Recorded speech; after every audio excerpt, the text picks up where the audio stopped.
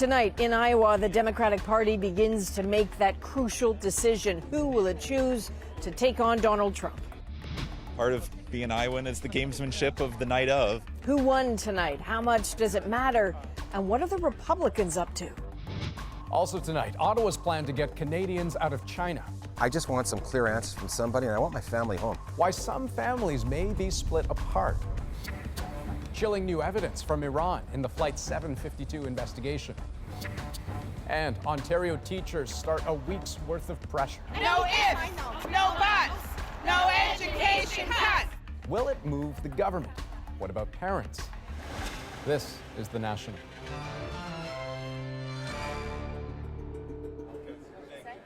This is Des Moines, Iowa, the capital of a small state that tonight is playing a big part in the U.S. presidential election. It is caucus day here when Democratic candidates face their first test in the race to win the White House. We're in the Iowa Event Center tonight, and the glaring lights here show just how big a deal what's happening here really is. So the caucuses are a little bit like a Super Bowl for this state. Voters are incredibly engaged. The candidate camp seem to be tangles of nerves because winning or losing here can have huge implications on the race to come. In more than 1,600 school gyms, community centers, and the like, Democratic candidates are testing the big question. Will people actually support them? It's a crowded field, but with four main contenders: former Vice President Joe Biden, former Mayor Pete Buttigieg, and U.S. Senators Bernie Sanders and Elizabeth Warren. Each knows Iowa matters. Win here, and there's a good chance of becoming the party's nominee. It has happened the last 6 times in a row. Republicans are also caucusing tonight as the incumbent, Donald Trump, will win. Still, his family was here today. We're here in Iowa to show the people that we take this election seriously. It's the start of a busy week for Trump. After this, tomorrow is the State of the Union, and then that other distraction, a Senate vote in his impeachment trial. But the Democrats are, of course, the focus tonight. Susan Ormiston is here with me now. By this point in the night, Susan, we should have had substantial results. What on earth is going on? Because we don't. Yeah, we have no results. Hours after those caucuses, there is major confusion amid technical counting errors. The Iowa Democratic Party cannot stand by the results, so they're going back. They have to count them overnight. Again, they had a new app for reporting. It seems to have failed. They had a backup phone number to report. That wasn't answered. This is really a disaster here in Iowa on caucus night. 2,000 media are here in Iowa reporting step 1 of the Democratic run for the presidency. It is not a good night. So the credibility of the process obviously it is crucial. It's precious. It has to be protected. But for all the candidates right now, what does this delay and this uncertainty mean for them? Well, the candidates, the volunteers who have been stomping for months here, I mean, they all want to get the candidates to the next stop on the primary trail, which is New Hampshire, in just over a week. So even though there were no results from here, Adrian, they gave their speeches anyway. They came out and gave those big announcement speeches to primetime audience that they were going to give, even without any results. And here's a little bit of what they said. Well, it looks like it's going to be a long night, but I'm feeling good. Indications are, from our indications, it's going to be close. We're going to walk out of here with our share of delegates. We don't know exactly what it is yet, but we feel good about where we are. And look, so it's on to New Hampshire. Let me begin by stating that I have a strong feeling that at some point the results will be announced.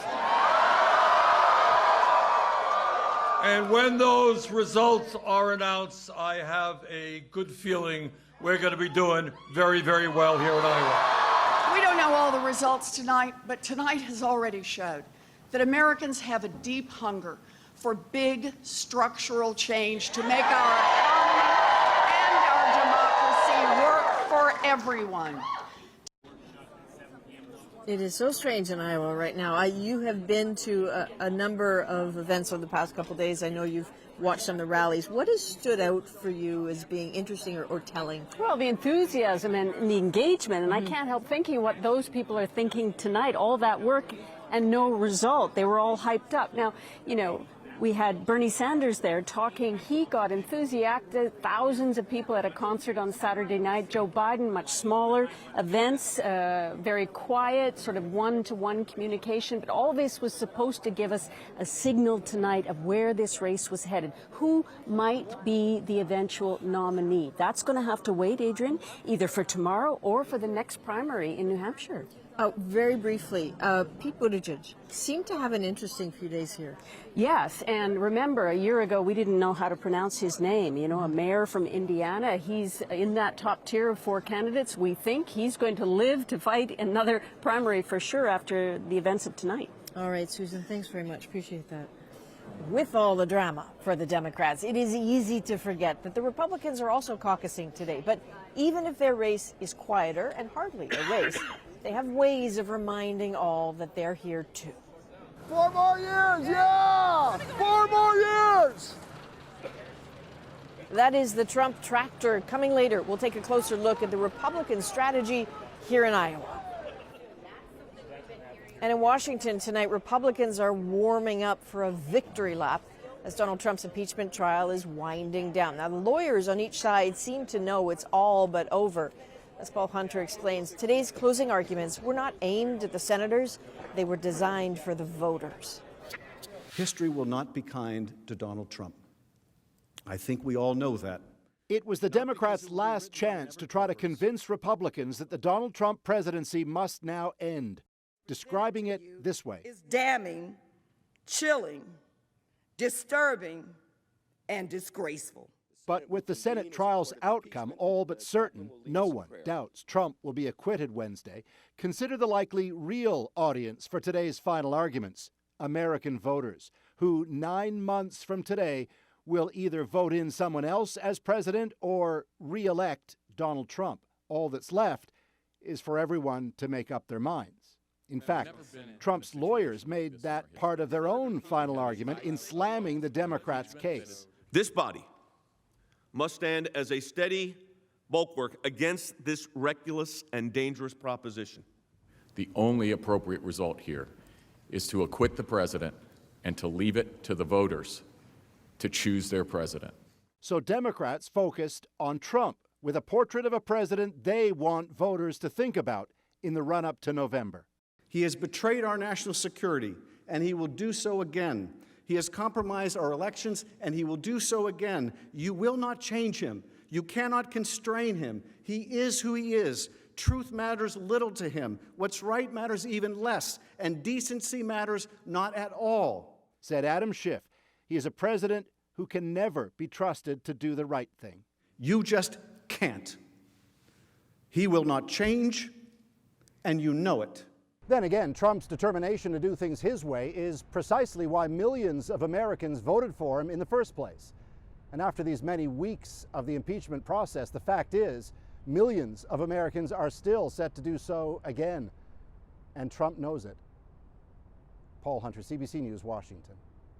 And we'll be in Washington on Wednesday for that impeachment vote. Tomorrow night, too, for the President's State of the Union address. Lots of special coverage ahead on the National. We'll be back from here in Iowa a little bit later tonight. Until then, it's back to Andrew in Toronto. Okay, lots coming up. We'll see you soon, Adrian.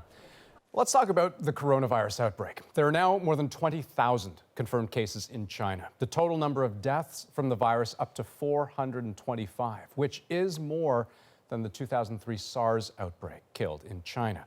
Now, at the epicenter in Wuhan today, medical teams were shown hunting down cases and moving them to designated quarantine zones.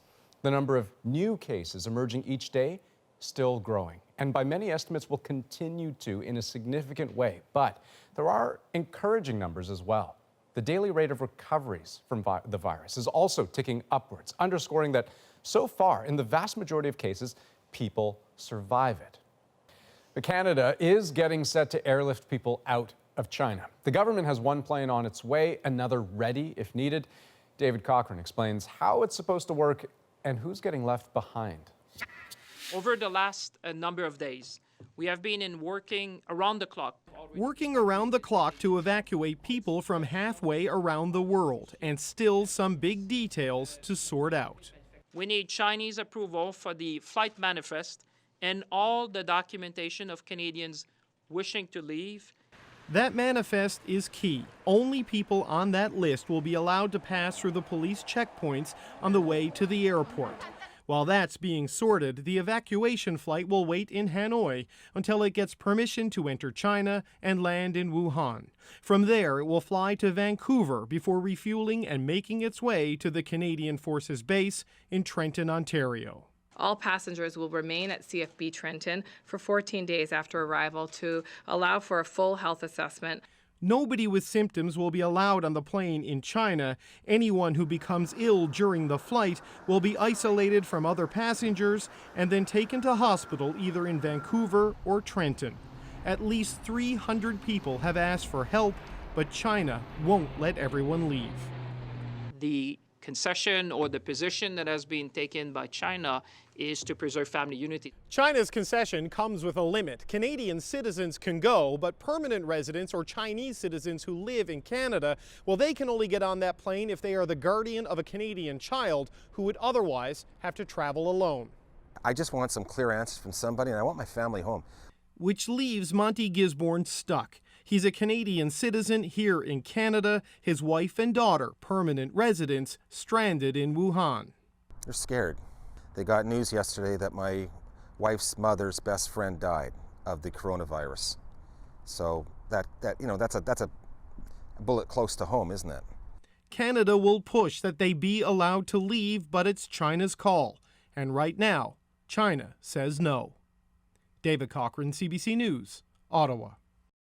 Last week, a New England Journal of Medicine report suggested the coronavirus could be spread by people even if they didn't exhibit symptoms. Alarming for those flying out of the quarantine zone if true, but it turns out the report was based on false information. It was based on a single case of a woman who traveled from Shanghai to Germany, and contrary to the report, she did have symptoms when she infected others. That supports what most experts had originally believed, that the virus is primarily spread by people who appear to be sick. Okay, so now we have Dr. Susie Hoda joining us, who is an infectious diseases physician. And this sounds like a pretty big development in terms of the transmission of the virus. I mean, how significant is this? Well, you know, I think that what it does is it tells us that the assumptions that we've had so far about how we need to control this virus are still going to be effective. So if people are not able to shed the virus and infect others when they don't have symptoms yet, then we can actually use that point of when they develop symptoms as our trigger to really, start isolating people and kind of get into that sequence of following up on their contacts. Right, and that's important because that is the kind of screening that is in place right now. And again, I'm thinking of those people flying into the country. Yes, and so the screening that we're doing in airports is definitely reliant on people reporting their symptoms. Right. And, that's important because we can capture people at that point to actually identify if they need to be isolated, if they need to be, managed differently. It's by no means a perfect measure because we know that some people may have been infected but not yet be showing symptoms. Right. They're not necessarily a risk to anybody else, but they may pass that screening and then later develop symptoms and require that kind of follow-up. Is the damage already done even once a case is confirmed because that person could have infected other people before it was reported to any health authority? Yeah, I mean, it is possible as, if people are still out in public and exposing other people to, their illness, if they are symptomatic, then there is a possibility that there can be transmission at that point in time. But that's why the public health system has a really rigorous process of identifying close contacts of a sick individual, starting with those who spend the most time with them and working outwards from there in a rational way to try and make sure that they're aware of what to look out for, what to do if they develop symptoms, and how to proceed. So that's our containment strategy out in the public. Okay, interesting development though here. Dr. Hoda, thanks very much. You're welcome. Iran has stopped cooperating with Ukraine in the case of Flight 752, which was shot down by Iranian missiles, killing 57 Canadian citizens and more than 100 others. This latest diplomatic rupture is over an audio recording. Iran shared it with Ukraine and wanted it kept secret, but it wasn't. Ashley Burke looks at what it means for Canada. цьому українців переконувала іранська влада. Big news in Ukraine. Leaked audio. A public airing that severed private trust. CBC News has been unable to verify the audio, but it purports to show radio communication between the airport tower in Tehran and a pilot of an Iranian plane nearby. The pilot tells the tower it saw a series of lights that looked like a missile. The tower then tries to reach Flight 752, but gets no response. Ukraine's president said the audio proves Iran has known from the beginning a missile hit the jet. In response, Iran's head of the crash investigation said he would no longer share evidence with Ukraine. What do you make of that, and could it impact Canada's access to the investigation? So I will not comment on those allegations, but I will say that the investigation is very much still a priority and an ongoing thing for us. Canada's transport minister is still pushing for more access and spoke with his Iranian counterpart today. He has assured us that they are going to be proceeding with an investigation and that Canadian experts will be involved with it. So are the allegations it's continuing. But slowly. Almost 4 weeks since the crash, Iran hasn't handed over the plane's black boxes for analysis. The Prime Minister called that a key part of any investigation and says it's worrying that it hasn't happened yet. The United Nations agency that sets out requirements for aviation investigations told CBC News that it's encouraging countries to set aside any disputes and conduct a thorough investigation. Ashley Burke, CBC News, Ottawa. Now, there were some scary moments today for passengers on an Air Canada flight. They were bound for Toronto from Madrid when this happened. Well, there was a really loud bang when we took off, and everyone was kind of worried, and we stayed very low for a long time. Turns out the plane had an engine problem and ruptured a tire on takeoff. After circling for 4 hours to use up fuel, the aircraft had finally shed enough weight to make an emergency landing. Passengers were provided with hotels and rebooked on other flights. Regina has set its environmental goals fairly high. So when the city hired a climate crisis skeptic as the keynote speaker for a sustainability conference, some people were confused, others just plain angry. And as Bonnie Allen tells us, the mayor now says that decision is under review. They nicknamed me Dr. Truth in Greenpeace because I didn't let them lie. Patrick Moore was once the director of Greenpeace Canada. Now, decades later, he's a paid speaker who says that the climate crisis is a hoax. The city of Regina is going to pay Moore $10,000 for a keynote speech at its sustainability conference in May. Whether it's coral reefs or polar bears or GMOs or climate change, all of these issues are being used as scare stories, and now they're scaring the children. Moore says his speech will be titled Fake Invisible Catastrophes and Threats of Doom. I don't deny that the climate changes. They've got to be a bit more explicit than that. The climate's been changing since the beginning of the Earth. Moore's main message is that man-made carbon emissions are not harmful. I'm tired of having this particular conversation. University of Regina biologist Britt Hall is just one of many scientists speaking out. She was excited about the city's lofty goal. 2 years ago, Regina pledged to become a renewable city by 2050, phasing out non-renewable energy use. I want to have a conversation with people that are wanting to work towards mitigation. Even adaptation would be better than having a discussion about whether or not we can believe the science. At first, the selection committee defended its choice. One of the things that we're aware of is that he would probably create some interest. And so, and he has. You're here today. But now, well, we're going to review this. The mayor got so much backlash, he's calling for a review. The city of Regina would not be putting on this conference if we didn't believe that we have a climate issue in our country, a severe one around the world.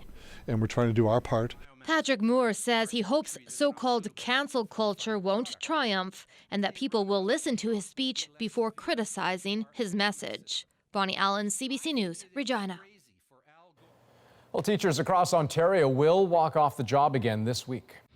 No ifs, no buts, no education cuts. Next on The National, as teachers head back to the picket lines, the mystery attack ad prompting calls for an investigation. Sly like a fox. Fear over the coronavirus sends Hong Kong's healthcare workers to the streets. Plus, we'll be back from Iowa with a look at what the Republican strategy is here. And one baby gets a lot of FaceTime with the Democrats, hoping to win the White House. He was entirely asleep for the Elizabeth Warren appearance. We're back in 2.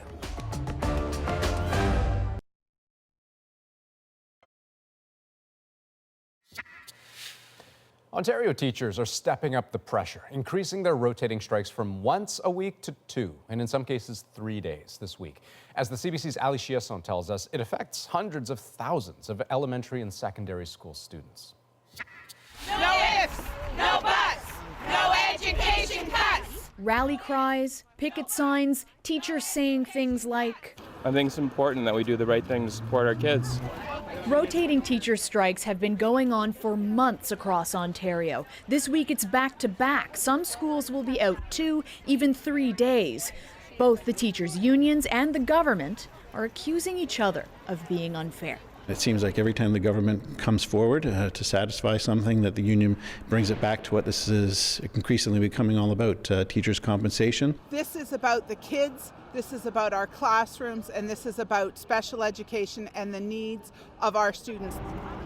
After months of this, the fight for public opinion has reached a boiling point. Frankly, the government's in a bit of a difficult situation, which is why you see a little bit of desperation. And it's really simply the fact that the public support is overwhelmingly in support of the teachers and their actions. On that point, this mystery attack ad appeared in 3 major newspapers this weekend, paid for by an unknown and unclaimed group called Vaughan Working Families. The government obviously is not involved in any way, shape, or form. It's not something that we put out, not something that we've endorsed. The opposition, the NDP, finds that hard to believe. Foremost, that's why we're calling on the Elections Commissioner to investigate. Talks broke down last Friday. The province says they're ready to negotiate with the teachers' unions, but that's not going to happen before more strikes.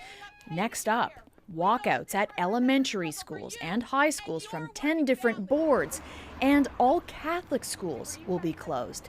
And that's just tomorrow. Ali Chiasson, CBC News, Toronto.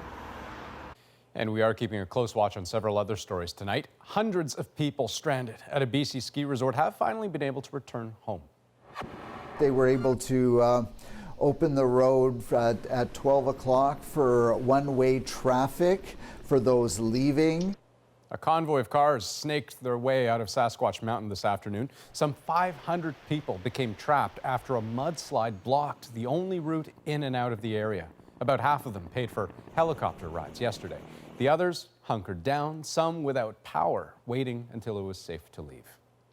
Also in BC today, a man convicted of murder in the death of a police officer was handed a mandatory life sentence. Oscar Arfman will not be eligible for parole for 25 years. He gunned down Constable John Davidson in an Abbotsford parking lot in 2017. Davidson was responding to 911 calls about a man firing shots into a truck. The officer was shot within seconds of getting out of his vehicle. Today, his wife and children gave victim impact statements in court. They described him as a loving family man who took pride in never having fired his weapon on the job. And parents are outraged after cake containing cannabis was served to students and staff at an elementary school in Nova Scotia. I'm upset about it. I send my kids to school to be safe. I'm afraid it's going to start an early addiction. It happened in Eskasoni, about 40 kilometers southwest of Sydney. According to police, a handful of people who ate one of 2 cakes served at an event fell ill, and some of those people later tested positive for THC. It's not clear what happened exactly, but the cake was provided by an outside caterer. So hello again from Iowa, where it's a pretty big night for Democrats. But make no mistake, Republicans are here too. So next on The National, we look at their strategy here on the ground and the message they are determined to send. First, though, healthcare workers walk off the job in Hong Kong to make a point about the coronavirus. We'll take you there next on The National.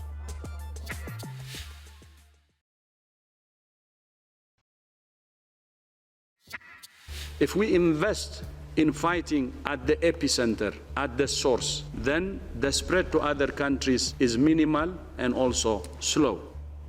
That's the head of the World Health Organization, who praised China's response to the coronavirus and argued against measures like travel bans. Now, in terms of sheer numbers, this outbreak barely exists outside China. 99% of the cases and virtually every death are on the mainland. And as Chris Brown shows us, many right next door in Hong Kong want to keep it that way by sealing the territory off. But that causes fresh headaches for the government. Instead of being inside with their patients today, Hong Kong's healthcare workers were out on the sidewalk on strike and doing what they feel they can to keep the 15 confirmed cases here of the coronavirus from getting any larger. If they don't close the border and allow the people from China to spread the virus in our community, all Hong Kong citizens and the medical staff will be in danger. We don't think all the things we have now could stop us from the outburst of the virus. For many in Hong Kong, the parallels with SARS 17 years ago are frightening. A similar virus crossed over from the mainland, wreaking havoc on the healthcare system and leaving 300 dead. The Beijing-appointed administration had severed some border links with the mainland before today, but many flights from China continued. Still, Chief Executive Carrie Lam seemed to be searching for a compromise when she announced 10 of 13 crossing points would be closed, which should reduce mainland arrivals without damaging the economy, she said. And because of the inconvenience that we have caused to people as a result, so the numbers will come down. And I have proven that the numbers have come down. I think this is only reasonable to do this. But a doctor who's part of a coronavirus crisis team told us there are so many unknowns about transmission and the fatality rate that every crossing, land, sea, and air, should be sealed off. Before there is a massive local outbreak, complete closure of our border is, in my opinion, the only way to save us from oblivion. Okay, now, Chris, we are just hearing tonight that Hong Kong has reported its first death from the virus. How does that change things? Well, what we're hearing from local media, Andrew, is that the victim is a 39-year-old man, so quite young, but also someone apparently with an underlying medical condition. We understand he took the fast train from here to Wuhan about 13 days ago, returned, but only on Friday was diagnosed with the coronavirus. Now he's dead and his mother is apparently sick as well. So this will no doubt add ammunition to that campaign by healthcare workers for a full border closure. Andrew. And Chris, going back to something a doctor in your piece mentioned, I mean, this is a territory that relies so much on trade. A full travel ban sounds like it could be risky. How are businesses reacting to that? Well, it really already feels like a ghost town here with just essential business carrying out. We know that Hong Kong has not been treated the same so far in terms of, flight boycotts and quarantines by the international community. And that is exactly the way the business community wants it, because as bad as a thick border with China is, well, the alternative would likely be much worse. Andrew. Okay, Chris Brown reporting for us tonight. Thanks. And one more note on all of this, a symbol of China's spare no effort approach to the outbreak. They've rushed construction of 2 hospitals, one of which is already up and running. Ground was broken on this 1,000-bed hospital just 8 days ago, and it started taking patients today. This one, for another 1,500 patients, is now 80% complete and should be operational by the end of the week. We're back from Iowa next. Tonight is a major test for Democrats, but they're not the only ones here. 4 more years! God bless America! Republicans are holding their own caucuses, and they really want to be heard. We'll follow them right after the break.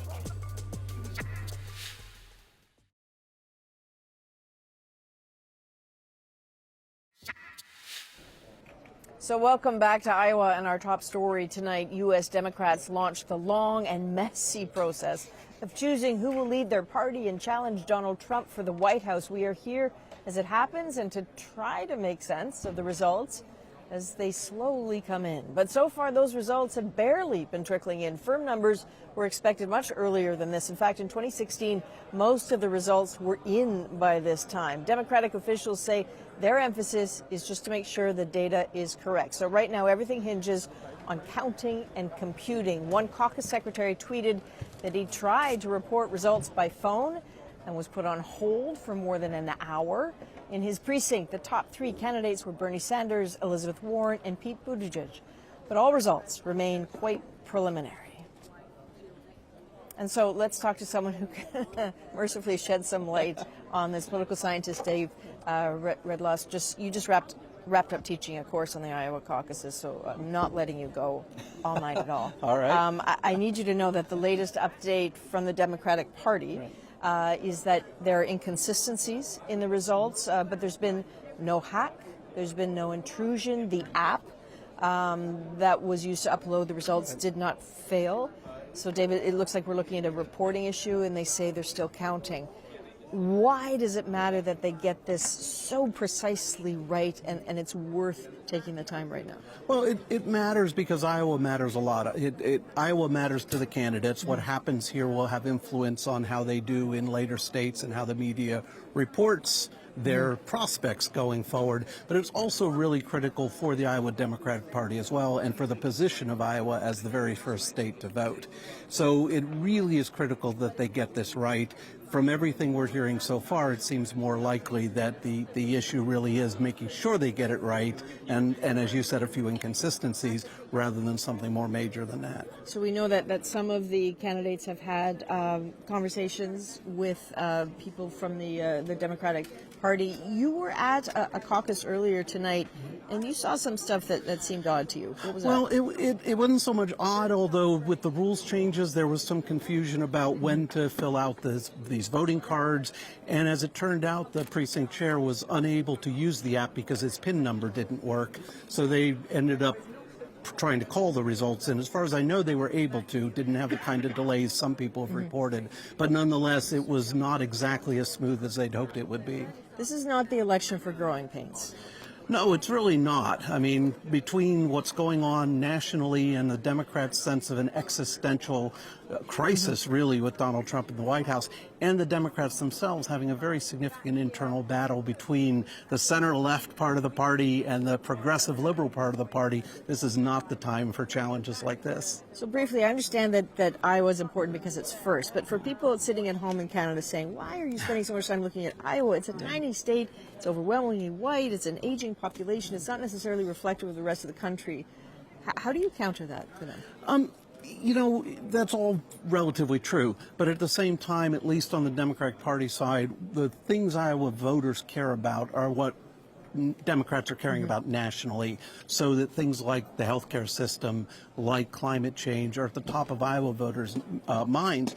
And because Iowa is small enough for candidates to actually campaign at the grassroots, to go around and talk to voters, candidates can hear this very directly in ways they would not hear in places, let's say, like California with such large populations. Okay, thank you very much. I'm afraid I'm not letting you go tonight because this evening is not over. It is hard to believe, maybe, but there are actually Republican caucuses happening too today. Their process is different, not as raucous, and really not as important, because in 2020 there is little doubt who the Republican nominee will be. So does that mean the Republicans have been able to save a little cash and capital and skip Iowa? Not a chance. The Iowa conversation has obviously been all about Democrats, their rallies, their issues, their voters, starting to choose their presidential candidate. But that focus has proven a real irritant in Republican corners, which explains the Trump tractor. 4 more years, yeah! It's Gary Loeffler's tractor, but he's been dispatched to rallies like this Pete Buttigieg one across Des Moines by the Republican Party. 4 more years! Make noise, grab attention, fly that Trump flag. Yes, sir. How are you? Doing great. It's all been a bit baffling to some Democrats, asking, why here? What are you guys looking to accomplish? I'm just asking an honest question. What do you guys look to accomplish by doing it? Because I've seen you at other events as well. Well, the narrative is that there's only Democrats in the state of Iowa. Okay. And so, you know, we're just trying to let people know that there are two choices. But you here. know that's not true. Political science professor Rachel Payne Caulfield goes to every event she can, Republican or Democratic. Donald Trump. She saw the tractor sideshow and sees political wisdom in it, especially in one of the last purple states in the U.S. All across the country, we have what we call pivot counties. Those are counties that voted for Barack Obama in 2008 and 2012 and then went on to vote for Donald Trump in 2016. Iowa has more of those counties than any other state in the country. Anytime you have this many Democrats out on the campaign trail talking to Iowa voters, Republicans really want to have a presence in the state as well to demonstrate their strength. So much more than the tractor to the Republican push in Iowa. A massive Trump rally just days ago that had people lining up for hours in the cold. And now an arrival of 80 senior members of his administration, including his family, to make appearances all over the state while the Democrats caucus. The scale catches even Republican offices here by surprise.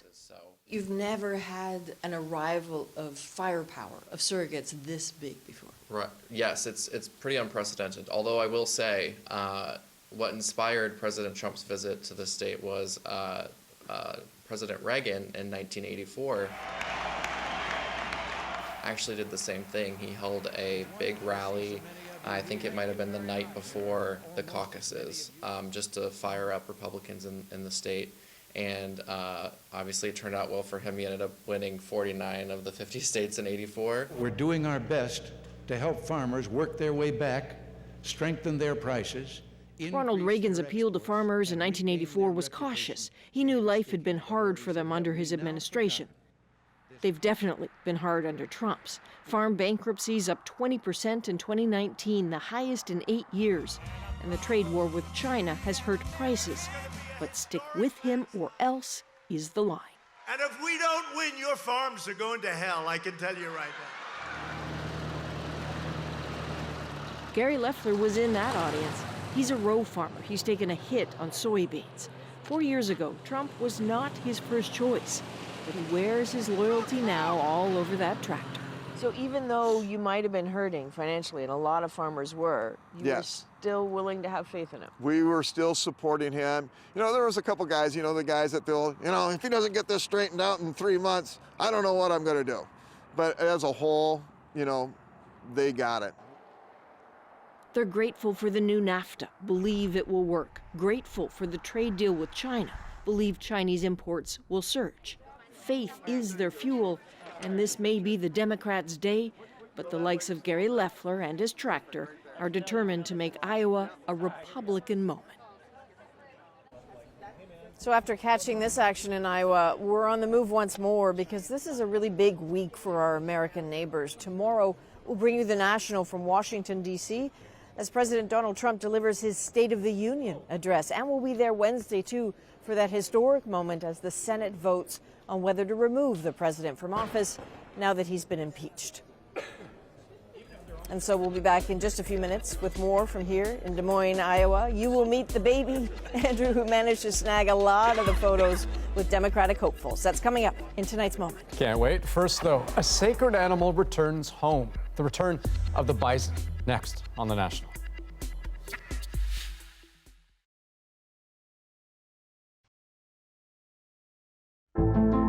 I'm Jamie Poisson, and tomorrow on CBC's daily news podcast Front Burner, from mandated CanCon on streaming services to an ad-free CBC, we'll talk about a new set of recommendations for how Canadian broadcasting should change.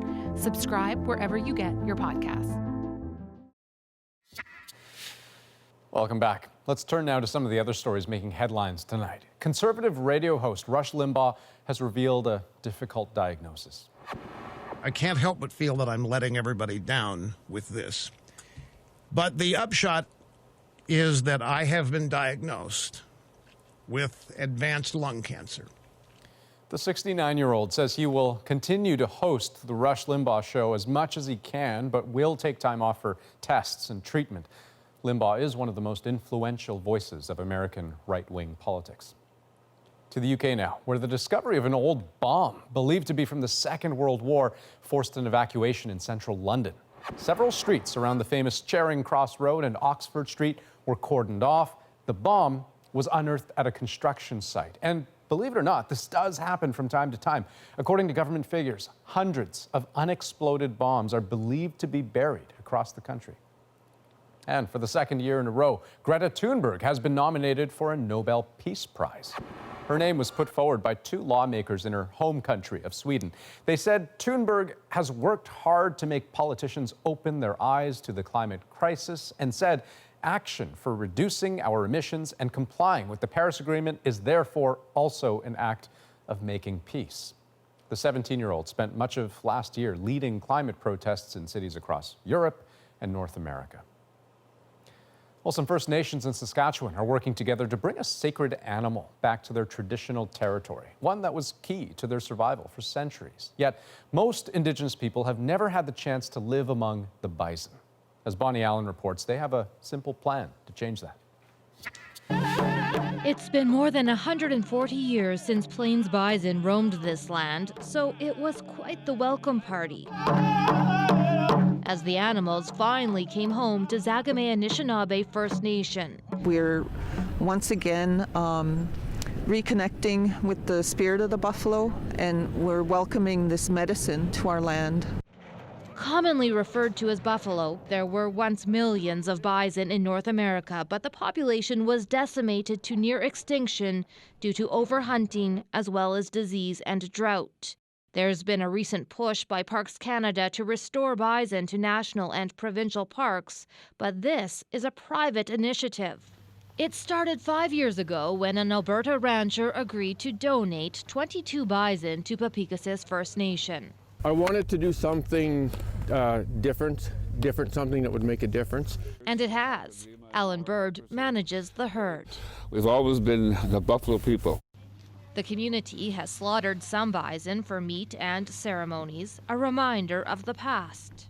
They were very important to us because they give us food, they give us shelter, their hides, they give us the tools we needed to survive. They were a gift of life. The herd at Papikasis has grown to more than 100 bison, and now... Pay it forward, it's a blessing again. So they round up a small herd, including 20 pregnant cows, to share with Zagame Anishinaabe First Nation. It's 100 kilometers down the road, and it too will use the bison for meat and traditional ceremonies.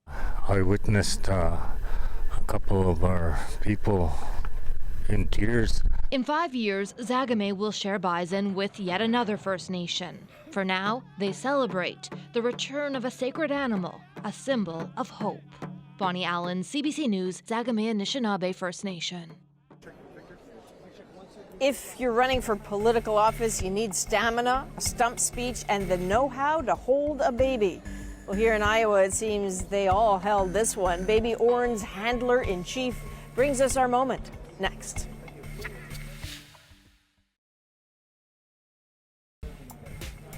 Here's a fact. Politics in Iowa are neighborly, socializing, barbecues, door knocking. But when it comes to getting photographed with a candidate, Orrin Atlas is in a class all his own.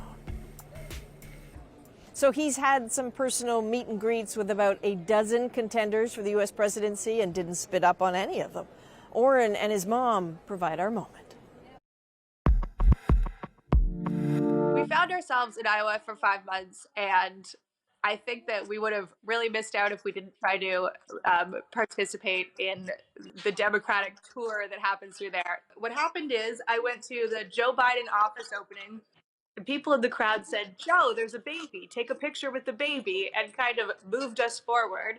And we got that picture, and I liked it so much. My partner liked it. Orrin's grandparents liked it. Then after that, it became a little bit of a game for us. You know, Bernie Sanders was wearing a shiny pin. He liked that. His best picture was with Michael Bloomberg, who at the time had not joined the race. He was entirely asleep for the Elizabeth Warren appearance. Our ultimate intention was, you know, we'd have lots of pictures to line the walls, so we'd have a intimidating nursery. He'd look very connected. Okay, so here's the thing about Orrin. He's got a long way to go before he can vote. Kate, his mom, is a Canadian from Toronto, so that's where that enthusiasm comes from. But I have to say, being down here, Andrew, I have met quite a few political tourists. People who aren't working, but they're here. They're meeting the candidates. They're going to these rallies. They're watching the caucuses. And the old political science student in me wishes she had done that. Wow, but. Boy, you got to start young these days if you want a career in politics, huh? My kids are 5 and 2. They're over the hill. Too late for them. That's the National for this February 3rd. Have a good night.